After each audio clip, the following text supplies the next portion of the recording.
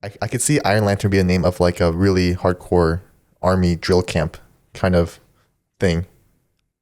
Pumping iron, but like it's iron. a gym.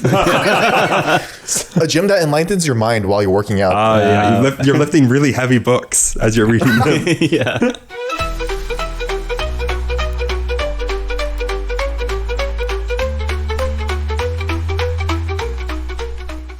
Good morning, everyone. I'm Jonathan, and I'll be the host today for the Pample Pod. And it's Michael. And it's Eugene. All right, let's get started. So today for the big question, I'm going to be posing something that I'm sure we've all maybe thought about in the depths of our heart if you've been job searching in the past year or so. And that is LinkedIn useless? Starting right off with the trash talk.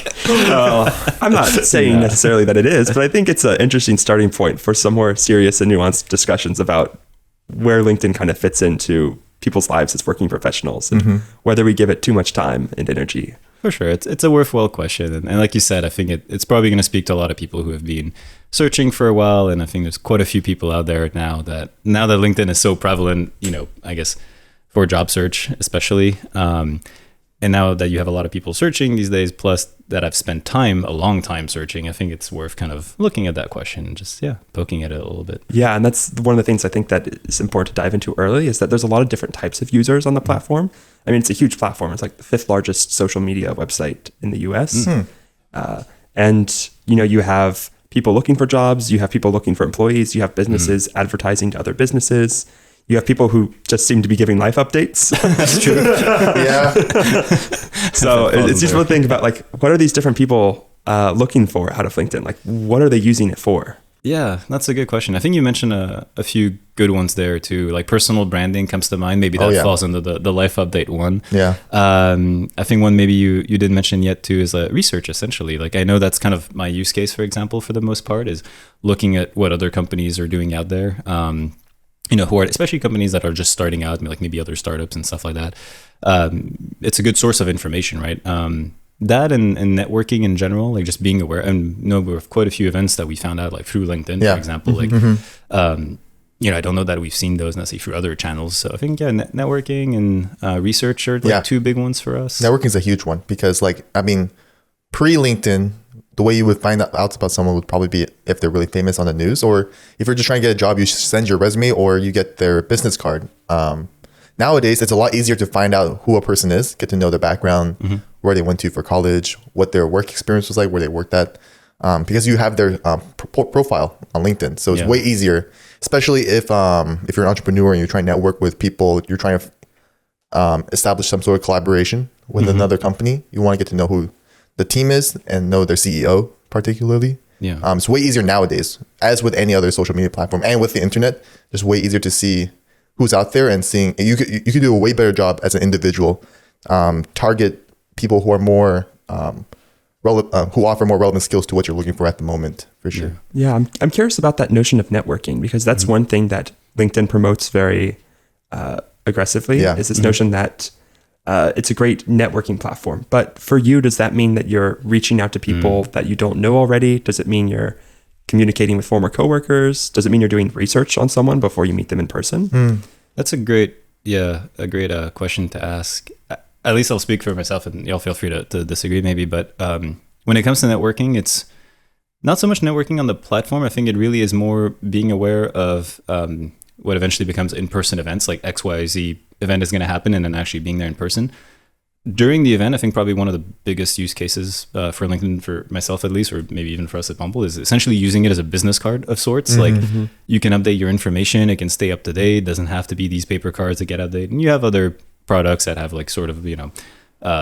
metallic or plastic card where you can redirect with a QR code to a website. But I think all events that I can think of that I've been at recently, you basically end up using LinkedIn as sort of your business card. And then doing research on people is another big one too. Before a call, for example, I'll find myself going to LinkedIn just to get a little more background or make sure I have the right understanding of, maybe what a person's prior experience is or what they're working on, just to make sure that when I get on the call, I can have done my due diligence, be prepared, and just, be efficient, I guess, and respect the person's time in that sense. So Probably, but it kind of goes, I guess, to like what you were saying about being almost like an Instagram type of use. Especially, yeah, because obviously another aspect of LinkedIn is companies just sharing updates. Like I think what you're saying, Jonathan, with individuals sharing live updates, personal branding is its own market, so to speak. But like a lot of companies are sharing updates, whether or not they're rolling out an MVP for a product, or they're trying to just share metrics about their product, trying to just show how good their product is to get more people using their product. But the whole thing with personal branding, this might be a hot take, but I feel like there's so many times where you're kind of scrolling through LinkedIn and you see a lot of people writing like essays worth of text on a post. And sometimes I wonder if I ask myself, like, don't they have other things to be doing at this moment? I feel like I wouldn't be spending that much time writing as long of a post as some people. Well, they're probably not spending very much time writing those posts, because I think the one recent study found that about 54% of content on LinkedIn is AI generated. I could totally see that too. Yeah. Huh. So the majority of posts that people place. Yeah, I would definitely believe that. And it's funny you mentioned sort of immediately when you said that, a whole bunch of posts that I just read this morning came to mind, so it's very topical too. I think. And that's maybe more of a discussion of like where LinkedIn's not doing a great job. I think it's the self-promotion aspect is a little too much sometimes. Yeah. That's maybe more for the personal pet peeve. But yeah, and that goes, I guess, with what you're saying, probably with the AI generated posts too. That just reminds me of the dead internet theory. Yeah. It's all AI. I'm like, wow. I did not realize that. That kind of scares me, honestly, if that many people are posts are fake. Wow. Yeah. Very well. You have...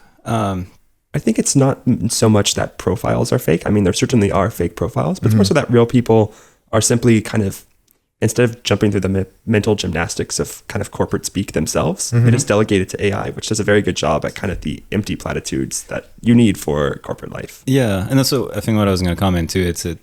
It's more so that a lot of these posts are very empty. Like you kind of read it and you don't really walk away with anything. And like I'm sure the person posting feels like they did something by putting themselves out there as a thought leader, but at the same time, like when you just kind of read these posts between the lines, you're like, okay, you haven't really added much understanding to a situation or a new take, or not everything has to be a hot take, I guess. Yeah, and I guess while we're talking about one way that LinkedIn has kind of failed at like having engaging, thoughtful content a lot of the time, I think one area that also struggles is in actually like landing people jobs. I mean, it can be useful in this context, but it also, there's many direct competitors. And I think there's also better options. And to kind of elaborate a little bit, or maybe one of you would like to take it from here and give your thoughts on that statement. I don't know about taking it from here, but no, I think you're right. Like that's probably the second most, or I mean, not necessarily ranking them, but like another high point of concern is the ability to secure jobs. And I don't know fundamentally that it's in LinkedIn's interest to land you a job. I think just from a pure business perspective, like a lot of they are a social media platform in some sense, right? And so with that, it means that they thrive from engagement and paid premium services to help you find a job. So if you kind of accept that framework, then it's not really in their interest to actually land you one. If you're too good at it, you're not engaging enough. If you find a new position and you're often happy and doing other things. Right. So the incentive alignment, I don't quite know that it really actually works. It's kind of like dating platforms in a sense, right? If they're too good at it and you're off the platform, even though some claim that's what they want to do, you just from a business perspective, you can't be too good at it, or you don't have repeat usage. So maybe it's part of LinkedIn strategy to like try and find these other use cases to maybe help eventually be better at finding a job. But there is a real issue with that. So, but interestingly enough, other than sort of the incentive alignment part of it that I'm not quite sure I believe in, what's striking to me is the number of fake job postings, and that maybe is a mix of what we were talking about. That's a big problem, yeah. Well, I wonder if it's a mix of sort of the self-promotion kind of meets the other issue, which is the job placement, because, and I think it was based on Wall Street Journal statistics, like 18 to 22% of job postings are not real. Maybe it has a larger uncertainty than that, I don't know, but let's take that as true for now. I think a lot of the motivator, because it brings up a natural question of why do you have these fake, like what's the purpose of those? And I suspect it's a self-promotion reason, essentially. It's like you put these jobs out there as a company to make it look active, like, oh, we're thriving, like we're recruiting, we have money in our coffers, like. I will, sorry to interrupt, but I will I want to add to that because there is a bit of a deflating feeling as a user when you try to apply for a job, but you realize, because LinkedIn shows how many people have applied to this job. If you're trying to apply for the job that you really wanted, but you see, 100,000 other people apply for this, you're like already thinking, okay, my odds of getting in is probably already low just by seeing that number already. And something a bit kind of off topic, but in terms of the LinkedIn hiring thing, there's so many times where companies do like release a job, and it's not necessarily LinkedIn's fault, but a lot of times companies don't update their job postings where they actually stopped hiring for this position, so to speak, XYZ position, but that position is still on LinkedIn. So a lot of applicants still assume that they're still hiring. So you have a lot of people sending their resumes, kind of having their hopes and expectations kind of up, but then they just didn't know that this company stopped hiring like maybe a week or two before you applied, something like that. So again, that's more so the employers, and I don't think LinkedIn could really do much about that. Maybe they could send reminders to the employer, maybe, but other than that, I don't know what else LinkedIn and can to build do. on that, there are also cases where for some jobs you're required to put out an application for legal reasons, even though the company might have a particular candidate in mind, and they're just putting out the application as a formality.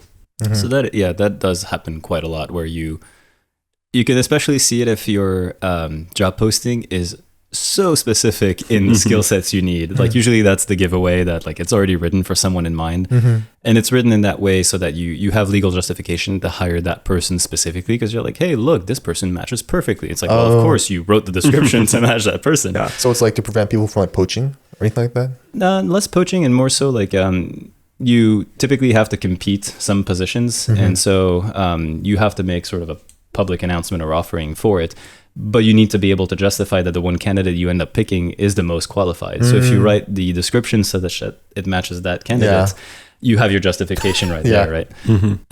It's like if, I said, oh, well, we have this job posting, and then the person's first name needs to start with the letter E, and they need to have aerospace experience and also, worked at a startup. The last name has to be a single syllable. Yeah, exactly. It's like, you're the perfect candidate. Oh, wow. Congratulations, Eugene. Oh, wow. Yippee for me.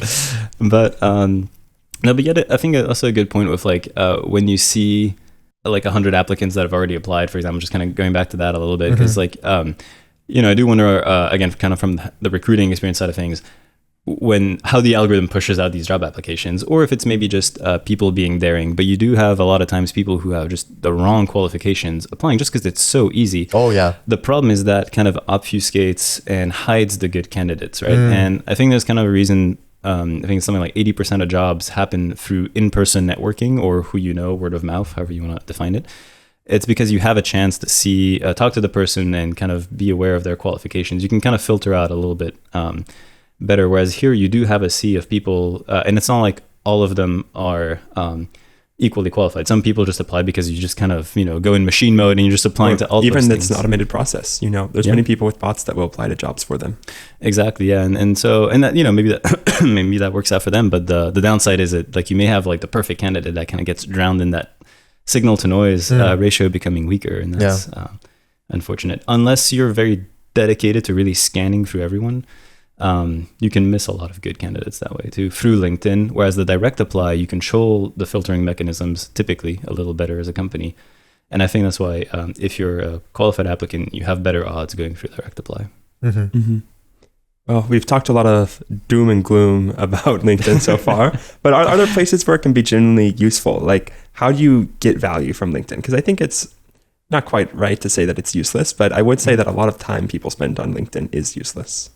Yeah. You hit diminishing returns pretty hard. Yeah, I was going to say, I think things can shift over time, and LinkedIn maybe in its beginnings was very useful for the one-on-one connections and maybe jobs because you had less noise on the platform. And as it became more popular, I think the value may have shifted from job finding, which is where people are having a hard time now, to kind of what you're saying, which is maybe more doing your research on someone, being able to network or find networking events, but then actually the proper value of the event is most likely in person, right? But you can kind of diversify your approach and use LinkedIn to become aware of events and then go there in person, maybe at conference or a symposium or something. But yeah, I think that, and then research on companies again. Like I like to use that for either my own personal business card or it's a nice way to keep your Rolodex all together when you meet people. I do wonder if I wonder if there's an argument to be had if LinkedIn should be pushing for like a page just for events. Like I know they have something like that, but for me personally, it's kind of hard to find. I know they have an events tab, but on the phone, I feel like it's kind of hard to find something like that. Yeah, I don't know that they push it as much as they could. I feel like in our case, it's usually one of us happens to stumble on a post that someone else posted, but it's not like there's a proper events page that pushes that notification out to you. It's kind of like a semi-random process of like someone in your network happens to show up in your feed. Exactly. Yeah. If no one mentions it, you wouldn't know. Yeah. So maybe the self-promotion is good. I guess so. Yeah. And I think LinkedIn also has some maybe business to business uses. I think it's very popular for advertising, business to business solutions. Like for example, I think LinkedIn is a good place to advertise, for example, an analysis software. You notice if you see an ad for like ANSYS on LinkedIn, it probably has at least more of a justification to be there than on Instagram. You're scrolling through videos of dogs and it's like, oh, yeah, you should simulate your fluid systems using this software. You're like, what are you talking about? Why are you here? Getting back to my cupcakes. No, it makes me crack up because I think since starting the company, I get more and more like LiDAR ads on Instagram, which is always weird. You're like scrolling through and you're like, oh, here's a LiDAR system. And you're like, because I'm going to purchase that use their store page. Like, this is a weird interruption in my feed. But to your point, I think like, B2B, like, especially like, I call it productivity tools where it's like, software like ANSYS or CAD software or payroll software, that kind of stuff. Or even people selling their services like, we'll help you with government contracting, for example. We get about like 10 of those a day. At least it's more relevant, I think, to that platform, like actually being a business platform, things that can help the business, I guess, from an internal perspective. It's a pretty good advertising platform for that. Beyond that, I'd say there's a lot of value in just having a profile that is semi-current and, looks good, because if you don't, it sort of raises a red flag for people if they try to look you up and they're like, oh, like I don't see any evidence of these qualifications. Of course, putting something on your LinkedIn is not evidence of a qualification. Anyone can actually write anything on LinkedIn, believe it or not. But that's true. It at least lends some credence that you have connections, people know who you are, and you're established in the industry. Yeah, I think it helps if you have it. Like some maybe obviously can if they hold a clearance and they may have limited information out there, or it'd be a very empty LinkedIn page for different reasons. But to the extent you can or your job allows you to, like it is worthwhile. I mean, again, I use it a lot for phone calls because like you'd be surprised how often you either have like a 8 degrees of separation happening where it's like, oh, we both know blah, blah, blah. Or you have a sort of a fun fact that happens. I mean, I was on a call with an investor the other day and it happens we went to the same high school back in Paris. Wow. And you're like, okay, fun fact, but that's a cool like connection point. And so wait, that's actually so crazy. Yeah. And it happens more than you think too. So I think for that, it's kind of a cool way to I guess, go back to a genuine connection. But it does require having that filled out LinkedIn page. Yeah, otherwise you need to spend 30 minutes a day updating your LinkedIn page or scrolling through the feed. It's just, that's what I mean by I think the platform has very harsh diminishing returns. And that with only 20 minutes a week, you can get a lot of the content that you need and a lot of the value of the platform. Absolutely. Oh, that's my opinion. Feel free to leave your opinion in the comments or by updating this week's poll. Yeah, and I think we've had a pretty good discussion about LinkedIn, its strengths, its failures, and maybe it's a topic we'll return to in the future in a different way. Okay, so we're now moving into Thanks Mom, where we asked ChatGPT to give us an idea that we can ideate around and hopefully come up with a business case. LinkedIn. First word linked, second word in. LinkedIner. LinkedIn. Chained in. Alrighty. Let's see what Mom has to say. Interesting. Iron lantern. Wait. That's just a normal object. Come on. So is that just a street lamp? Yeah. Okay, Mom, you actually kind of dropped the ball on this one. Should I just roll again? Iron lantern? That's like a real thing. Yeah, that's the obvious. That is what most lanterns are made out of. Iron, glass, some form of metal. Should we just re-roll with this one? I don't know. Let's commit to it. Let's commit. Let's see what else we can do. Yeah. Let's see if we can move away from that's a good exercise in moving away from the obvious product, I think. Yeah. Mm-hmm. So first I'll try and kickstart it off now. So if not street lamps, what else can you come up with? Yeah, I'm sure. So I was reading this interesting article over the weekend of 3D printing, but using a magnetic field to align sort of metal particulates to get rid of defects in your metal printing. So I wonder if like maybe that could be one direction of well, iron, I guess, has some magnetic pole, and then lantern would be maybe like your, how you do your, not your curing, but your deposition process and soldering, essentially. I guess lantern in a very abstracted sense of, you're welding that thing, essentially. So that could be an application. That could be, already existing, but a take on the iron lantern that like moves us away from just the street lamp. Can you heat like metal filaments? So they actually light up. Yeah, absolutely. You have different metals have different like spectral characteristics when they're burned, and that's kind of what I was thinking for my idea. Was maybe it was some sort of lantern that burns different types of metals, either to create light for like a scientific or manufacturing purpose, where you need like specific wavelengths that correspond to like, copper burns green for an example, and magnesium burns in bright white. So there might be applications where some of the less conventional metals could shed light potentially in wavelengths that are beyond the visible spectrum, but still useful. For example, if you have night vision goggles, maybe like having a light that, illuminates just that wavelength. Of course, you can do that with existing lamps. That use more like diodes to do that. Maybe a calibration purpose that serves, maybe, if anything. Like if you have like a very repeatable benchmark by using that chemical or that component, then at least it can serve a nice calibration purposes, maybe for a camera system. I could see that. You might also be able to create like a flashbang that blinds certain types of visual systems. I was going to say, it just only blinds you in your like blue field of view. For example, if you're like, have one type of night vision goggles, you could maybe blind like other types. That way yours will still work, but if there's other systems out there, they won't be able to see properly because they're just getting flooded with light that's from a metal that's burning. Yeah. That'd be interesting, yeah. Blinding you specifically in that one. That actually would be really, because you could, if you know what other people's operating bands are in with their night vision goggles, you could have, if you can, like have the flashbang just emit, in that exact spectrum as well. But then your goggles would have to operate in a different one, obviously, because you want to blind So yourself. either be as a decoy or maybe to damage the sensors if you have high enough intensity. That could be a really interesting. Just create a lot of noise. I could see this almost becoming like some sort of like firecracker that you use for like a counter UXS system, maybe, rather than trying to shoot like a drone down or something, just visually impair it. And then it's just, I don't know what else, as a pilot, especially if you're an FPV pilot, I don't know what else you can do if your visual acquisition system is just like burnt like that. Yeah, I wouldn't, I guess you'd be, because if you're just flooding the sensor, that's a very short event and you could recoup from that pretty fast. But if you, I guess, flood the sensor in such a way you damage it, you probably need a decent amount of energy to damage the actual sensor. But yeah, that could be an interesting application for that too. Thank you. Thanks, Mom. He said the thing, guys. He said the name of the segment in the segment. The wall is broken. You could also think about lantern as in like a illuminatory sense, as in like education or maybe uncovering secrets. So trying to think how exactly this would be applied in the context of iron. But you have like the idea of like an iron. What was it? Like, what is the Iron Curtain? That's specifically in reference to like... well, that was for Europe during defense. World War, wasn't it? Yeah. I was saying iron as in the solidity of your understanding. So if you go for education, like could be a learning platform, I guess, where you're maybe learning specific areas with a really solid level of understanding of that, whatever field of application. Now that you mentioned that, I could see Iron Lantern be a name of like a really hardcore army drill camp kind of thing. Pumping iron, but like it's iron. a gym. A gym that enlightens your mind while you're working out. You're lifting really heavy books as you're reading them.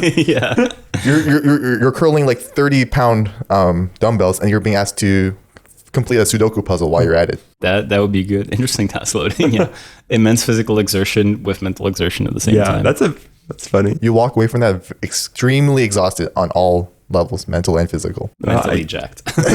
Certainly, different sports can give you that impression where you can definitely feel like your brain being stressed if you're trying to learn like a very like technical. That's true. Yeah, something that needs to happen fast too, where you're like kind of thinking on the go, and So it could be that could be a great application of like a both mental and physical training program. Yeah, that allows you to kind of make good split-second decisions while under a lot of physical stress. That'd be a good one. I was thinking, while I'm still in my silly mindset, Iron Lantern could be the name of like a superhero or something, someone who's super strong, but it's like the light in the dark world or something, a source of inspiration. I wonder if you can extrapolate something from that, like something that's strong. I don't know. And I don't know where I'm going with aspirational. this. I'm just And picturing the aspirational Green something. Lantern, but more metallic now. It's- Maybe. But The is there- Green Lantern's cousin. yeah. He's less famous, but you know. Less famous, but more sturdy. Yeah, exactly. I wonder if you can create a product with that kind of like approach.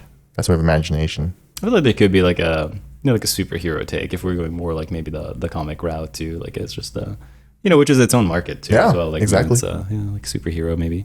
What I was gonna call my Iron Curtain, Iron Lantern's skill set would be. Yeah, I think the reason I mentioned the Iron Curtain is maybe the Iron Lantern would be some sort of like espionage tool or like a way to get information that's like intentionally being hidden. But I could see the lantern being sort of like a pinpoint precision, like shedding light, but in one specific, maybe an set of information.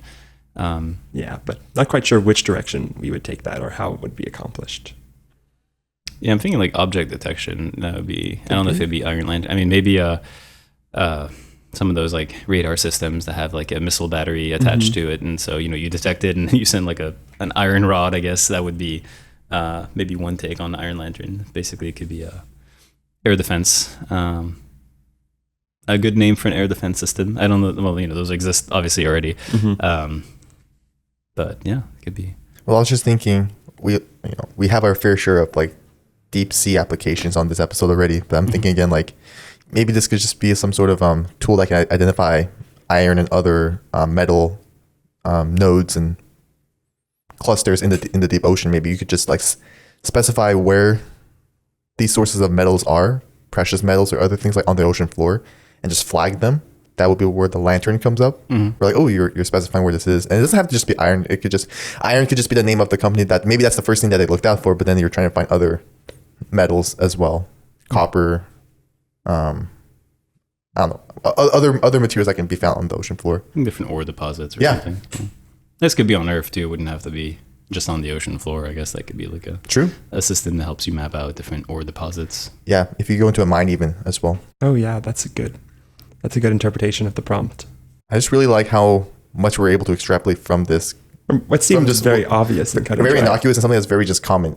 It's like if we're trying to get an idea from like I don't know, a green tree. try and find the hidden layers, the hidden meaning behind it. I now want to manifest that gym you were talking about. I really want to see what it looks like.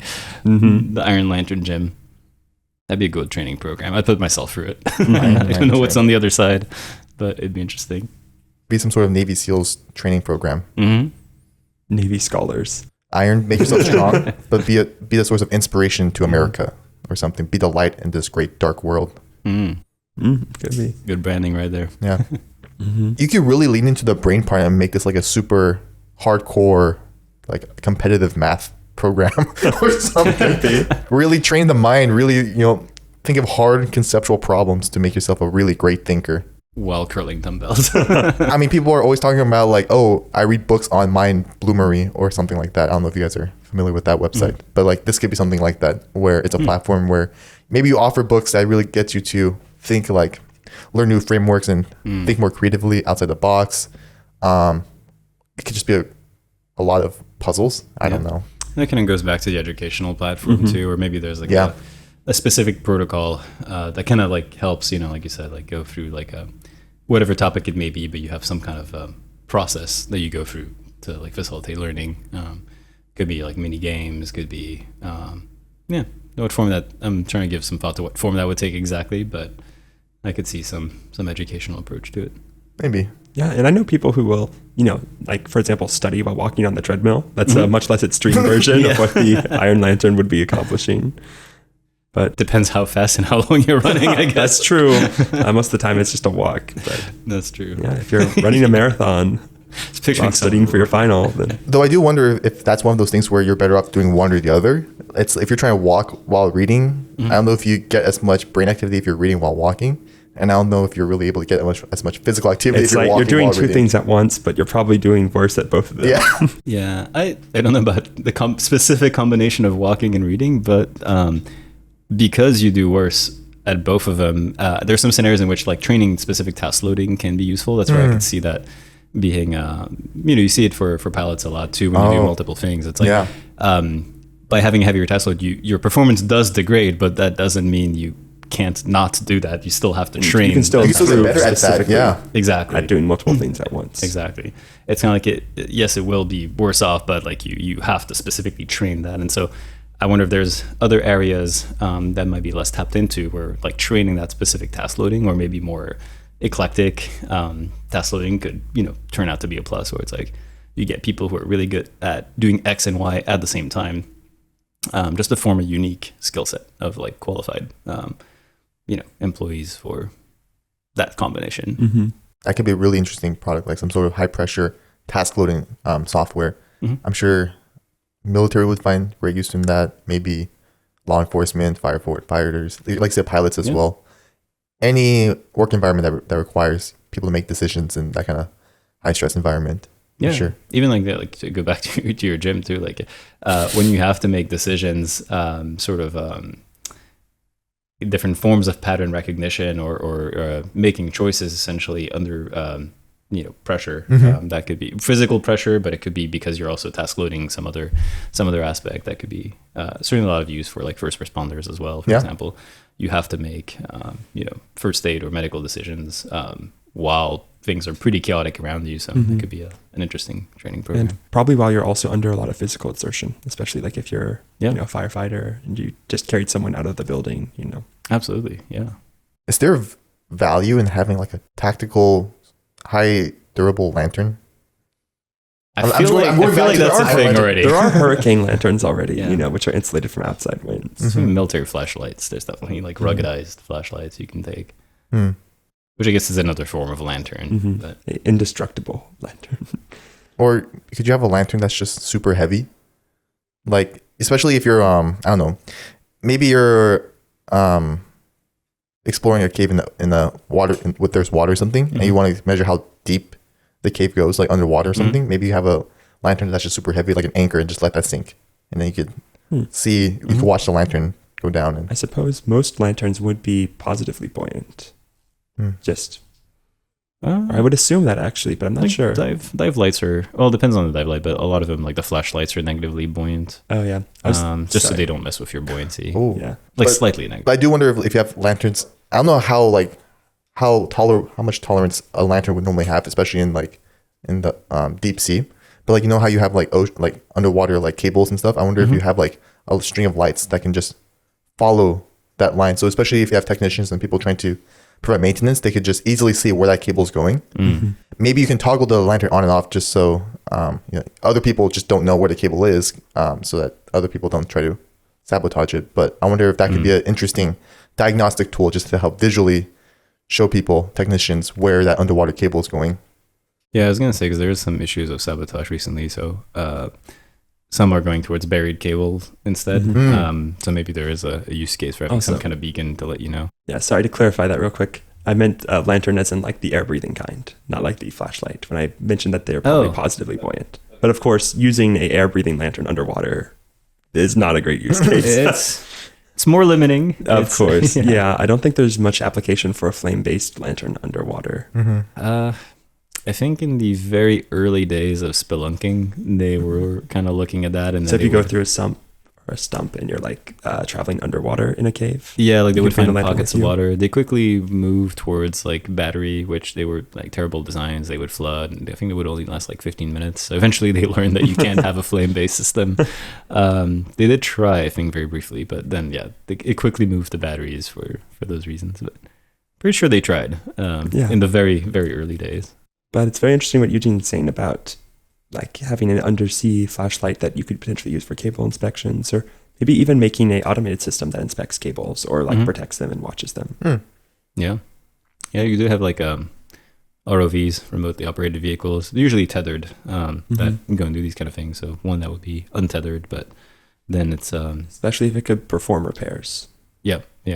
And overcome sort of the endurance limitations. A lot of time, I guess it depends on the depth that you have to operate at, and whether you have a surface vessel that assists that ROV or not. But a lot of times it's, and I know we had looked at ROVs a lot too in our previous job. Endurance is a pretty I imagine that's why the tethers are very common. Exactly. Which it can hinder operations in some cases and stuff. But I think there would be a lot of interest in high endurance. I don't know that it has to be the deepest ROV ever, but like a sufficiently deep, like 1 kilometer-ish or so ROV would be pretty interesting. Yeah, I mean, I think in this day and age, I think people will definitely be looking into AUVs over ROVs. Totally not confusing with UAVs. Well, of course, it's the opposite. Not opposite. For USVs. UXS. It just gets out of control. But yeah, autonomous underwater vehicles. Yeah. In case anyone listening wasn't sure what that stood for. Yeah. You can see why they went for UAX now. They're just being like, all right, catch all. Yeah. It can be whatever you want it to be inside the box. I'm also kind of surprised how many ideas we came up with Iron Lantern. Yeah, I think we did well on this one. Yeah, I think we did a good job exploring the possibilities for what an Iron Lantern could look like beyond the obvious. And well, if you've got any ideas of your own, then feel free to leave them in the comments and let us know. That'll be it for this episode, and have a good one. See you next time. See ya.